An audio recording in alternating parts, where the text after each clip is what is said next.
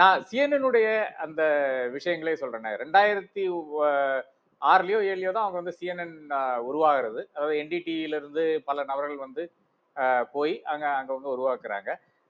2009ல தான் அவருடைய first national board CNN news 18 Ramasamy Maiyappan. நான் வந்து சிஎன்என் அங்க ஸ்டுடியோல இருந்தேன், அங்கிருந்து இப்பதான் வரேன்.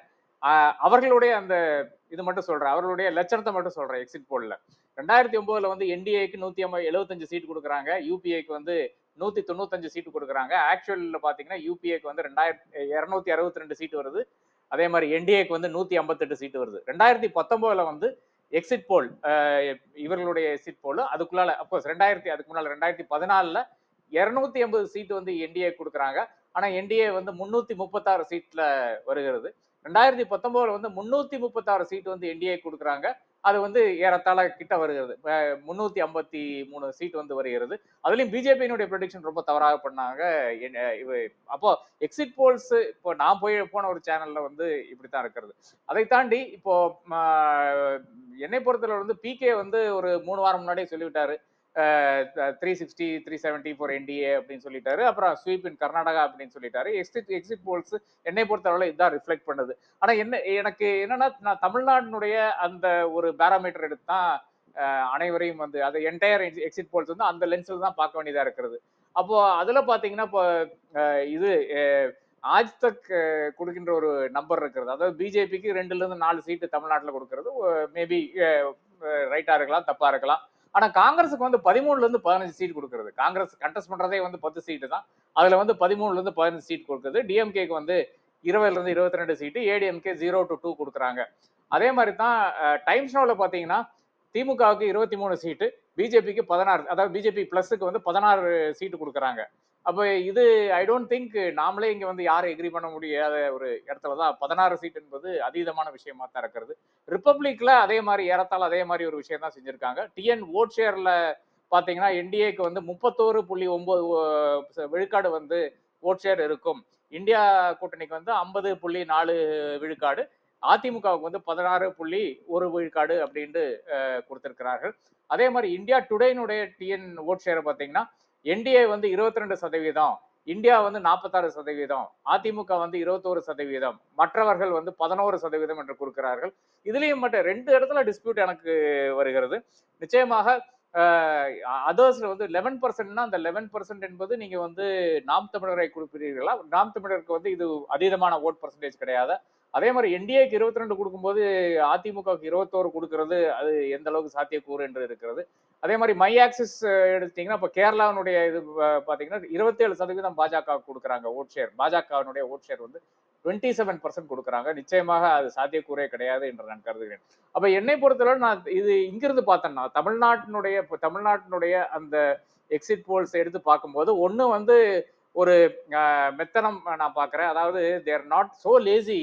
தமிழ்நாட்டுல வந்து எந்த கட்சிகள் வந்து எவ்வளவு சீட்டு போட்டி போட்டாங்க கூட அவர்கள் வந்து ஒழுங்காக படிக்கவில்லையா என்று இருக்கிறது. அதை தாண்டி வந்து இந்த அதீதமான நம்பர்ஸ் கொடுக்கறதுல எந்த அளவுக்கு சாத்தியக்கூறு இருக்கிறதுன்றது அந்த பிரச்சனையும் இருக்கிறது. அப்கோர்ஸ் இன்னும் 2 நாள் காத்திருந்தா நமக்கு ஃபுல் நம்பர்ஸ் தெரியும். அப்போ அதை தாண்டி வந்து என்னுடைய சப்மிஷன் பாத்தீங்கன்னா பாஜகவை பொறுத்தவரை அபார்ட் ஃப்ரம் எலெக்ஷன் ஸ்ட்ராட்டஜிஸ், அதாவது ஒவ்வொரு கான்ஸ்டிடுவன்சிக்கும் வந்து ஒவ்வொரு அவர்களுடைய ஒரு அப்ரோச் இருந்தது. அந்த அப்ரோச்சை தாண்டி வந்து 2 கிளீன் அப்ரோச்சஸ் நான் பாக்குறேன். ஒன்னு வந்து 2 கிளீன் ஸ்ட்ராட்டஜிஸ் நான் பாக்குறேன். ஒன்னு வந்து சூரத் இண்டோர் என்ற அந்த ஸ்ட்ராட்டஜி இருக்கிறது. அதாவது ப்ரீ போல்ல வந்து காங்கிரஸ்காரனை ஆஃப் பண்ணிடணும், காங்கிரஸ்காரனை வாங்கிடணும் என்ற ஸ்ட்ராட்டஜி பாக்குறது.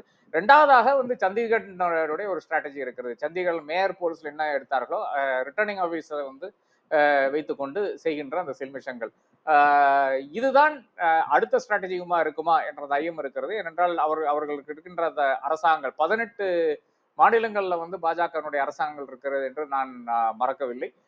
அரசாங்கங்களுக்கு கொஞ்சம் டிஸ்கிரிப்ஷன் அங்கிருந்து இருக்கும் என்றும் கூறுகிறார்கள். இப்போ எதிர்கட்சி தலைவர்கள் வந்து இப்போ இன்றைக்கு சாயங்காலம் ஒரு கேள்வி எழுப்பியிருக்கிறார்கள். எதற்காக அமித்ஷா வந்து 150 கலெக்டர்ஸ் கிட்ட நேரடியாக எதற்கு பேசியிருக்கிறார் என்ற அந்த ஒரு விஷயத்தை கேட்டிருக்கிறார்கள். அப்ப இதெல்லாம் ஐயம் உளவாக்கக்கூடிய விஷயமா தான் இருக்கிறது. என்னை பொறுத்தவரை வந்து நிச்சயமாக இந்த எக்ஸிட் போல்ஸ் என்பது நான் ஒரு பொருட்டாக எடுக்கவில்லை. எப்படி ஒப்பீனியன் போல்ஸ் வந்து பல இடங்கள்ல வந்து பாஜகவுக்கு அதீதமான சீட்டுகள் கொடுத்தார்களோ இன்க்ளூடிங் தமிழ்நாடு, அதே மாதிரி ஒரு விஷயமாக தான் பார்க்கிறேன்.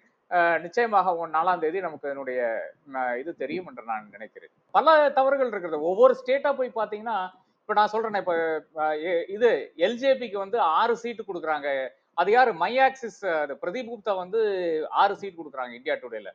6 சீட் கண்டஸ்டே பண்ணலையே எல்ஜேபி. அப்புறம் எப்படி 6 சீட் வருவாங்க? 5 சீட் தானே கண்டஸ்ட் பண்றாங்க. அப்ப மாநிலத்துக்கு ஏன் இவ்வளவு தவறுதான்? இந்தியா டுடே எக்ஸிட், அதாவது இது ஆக்சிஸ் ஆக்சிஸ் தான் ஒவ்வொரு முறையும் வந்து நியர்லி, சாணக்கியா தவிர ஆக்சிஸ் தான் நியர்லி கரெக்டா இருக்கும். இப்போ அவர்கள் வந்து இப்போ கேரளால வந்து 27% வந்து ஓட் ஷேர் வந்து பாஜக கொடுக்குறாங்க. தமிழ்நாட்டுல ஏறத்தாழ அதே மாதிரி ஒரு மிஸ்டேக் பண்றாங்க. இப்ப பீகார சொன்னேன். மகாராஷ்டிரால பாருங்க என்ன கூத்துன்னு பாருங்களேன். அதாவது சிவசேனாவுக்கு வந்து, அதாவது இவருடைய சிவசேனாக்கு, ஏக்நாத் ஷிண்டேவுடைய சிவசேனா வந்து எவ்வளவு கொடுக்குறாங்கன்னு பாத்தீங்கன்னா 8ல இருந்து 10 சீட் கொடுக்குறாங்க. யூபிடியினுடைய சிவசேனாக்கு எவ்வளவு கொடுக்குறாங்கன்னா 9ல இருந்து 11 சீட் கொடுக்குறாங்க. இதுல வேடிக்கை என்னன்னு பாத்தீங்கன்னா, இவருடைய ஏக்நாத் ஷிண்டேனுடைய சேனா வந்து 15 சீட்ல வந்து கண்டெஸ்ட் பண்ணுது. இதுல 13 சீட் வந்து யூபிடிக்கு எதிராக கண்டெஸ்ட் பண்ணுது. அப்போ ஒன்னும் இந்த 8ல இருந்து 10 இவருக்கு கொடுத்து ஏக்நாத் ஷிண்டே கொடுத்தது தவறு, இல்லை என்றால் 9ல இருந்து 11 யூபிடி கொடுத்தது தவறு. இது எப்படி இவ்வளோ மோசமான மிஸ்டேக்ஸ் பண்ண முடியும்னு எனக்கு புரிய மாட்டேங்குது. இப்ப இது என்னன்னா 15 சீட்ல வந்து 13 சீட் வந்து இவர்கள் 2 பேரும் நேருக்கு நேரா ஃபைட் பண்றாங்க. அப்ப 13 seat, leave out the 2 other seats. 13 சீட்ல வந்து அது எப்படி, how can one formation win 8 to 10 seats out of the 13 seats, இன்னொரு ஃபார்மேஷன் வந்து 9 to 11 out of same 13 seats. இது இந்த மாதிரி ஒவ்வொரு ஸ்டேட் எடுத்து பாருங்களேன். ஐ பீன் சீயிங், டைம் இல்லாதனால அந்த அளவுக்கு பார்க்க முடியல, ஒரு இதுல ஷோல வேற இருந்தா அதனால பெருசா பார்க்க முடியல. இப்போ ஒரே ஒரு மை ஆக்சிஸ் மட்டும் தான் எடுத்து பார்த்தேன். மை ஆக்சிஸ் எடுத்து பார்க்கறதுல வந்து 4 ஸ்டேட்ல வந்து எனக்கு வந்து டிஸ்கிரிபன்சிஸ் தெரியுது. அப்ப அதனாலதான் இவர்கள் என்ன, வாட் ஆர் தே ஸ்மோக்கிங்ன்ற கேள்வி. பிரதீப் குப்தாங்கிறவர் வந்து நாம தெரிஞ்ச அளவுக்கு பத்ரி ஒத்துப்பாரு, ராமசாமி ஒத்துப்பாருன்னு கருதுறேன். நமக்கு தெரிஞ்ச அளவுக்கு வந்து he has done so many polls, பலதும் வந்து கரெக்டா தான் வந்திருக்கிறது. இப்போ போன தேர்தல்னா நிச்சயமா கரெக்டா பண்ணியிருக்காரு. அப்ப ஏன் இவ்வளவு பெரிய ஒரு மிஸ்டேக் எப்படி வருதுன்னு தான் எனக்கு தெரிய மாட்டேங்குது. எனக்கு இப்போ லேட்டஸ்ட் நியூஸ் ஒன்று வந்திருக்கு. அதாவது Ram Kripal Yadav, Pataliputra BJP candidate has been shot டெட்னு ஒரு நியூஸ் வருது. அப்போ ஆமா, கொஞ்சம் அஃப்கோர்ஸ் பீகார்ல இருக்கிறவங்க வந்து கொஞ்சம் ஒரு ஃபியூடல் லார்ட்ஸ் தான். என்ன இதுன்னு தெரியல. Apparently attacker fled from the ஸ்பாட்னு சொல்றாங்க. இன்னும் தெர் இஸ் ஒன்லி அதான் அந்த ஒரு நியூஸ் மட்டும் தான் இருக்குது. ராம் கிருபால் யாதவனுடைய இது shot dead. Of course his been pronounced dead also. அதோட முடிஞ்சு போச்சு. இது ஆக்சிஸ் மை இந்தியா ஏன் நான் இது இவ்வளவு பண்ணேன்னு சொன்னீங்கன்னா வேற ஒன்றும் கிடையாது. அவங்க வந்து 361 to 401 பிஜேபி கம்பெனிக்கு கொடுக்குறாங்க, அதாவது என்டிஏ கொடுக்குறாங்க. அதனாலதான் ஒரு 4 ஸ்டேட் எடுத்து பார்க்கும்போது இவ்வளவு டிஸ்கிரிபன்சி வருது. எனக்கு அவ்வளவுதான் டைம் இருந்தது, வேற ஒன்றும் பார்க்க முடியவில்லை. அதனாலதான் நான் அந்த 4 எடுத்து சொன்னேன். Of course will all wait for 4th and அது மக்கள் தீர்ப்பு, மகேசன் தீர்ப்பு என்ற அளவுக்கு வந்து ஒத்து ஆக வேண்டும்.